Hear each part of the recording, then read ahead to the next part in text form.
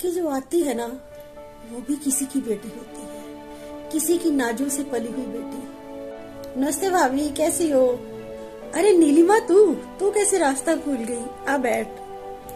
भाभी, आज मैंने सोचा भाभी को मिलके जाती हूँ, क्योंकि अब तो भाभी के मजे हैं। बहू सारा काम करती होगी और भाभी बैठ के मोबाइल चलाती होगी। वैसे आयुषी दिखाई नहीं दे रही। हाँ, वो ना आराम कर रही है। छोटा बच्चा है ना बेटे, कभी सोने देता है, कभी नहीं सोने देता। तो मैंने कहा तू जाके अब रेस्ट कर ले।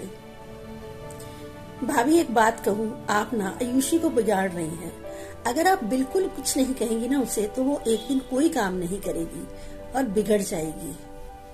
नीलिमा, तू कैसी बातें करती है? क्यों हम ये भूल जाते हैं कि जो आती है वो भी किसी की बेटी होती है, किसी की लाडली बेटी, जिसे माँ बाप ने नींद में कभी नहीं उठाया होगा। मैं नहीं चाहती कि वो मेरे प्रति जो इज्जत और प्रेम से भरी है, मैं उसे इज्जत को खो बैठूं।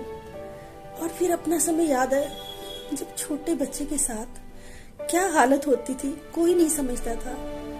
और फिर भी सासू माँ ताने देती थी कि सारा दिन और सारी रात सोई रहती है। नीलिमा, मुझे वो दिन हमेशा याद रहते हैं। और मुझे याद रहता है ये भी कि जो आती है ना वो भी किसी की बेटी होती है। मैं उसकी सास नहीं, माँ बनना चाहती हूँ। भाभी, आपने मुझे बहुत बड़ी सीख दी कि जो आती है ना वो भी किसी की बेटी होती है, किसी की नाजों से पली हुई बेटी। और हमें उसकी माँ बनना होता है, सास नहीं। थैंक यू भाभी, ये लेसन देने के लिए।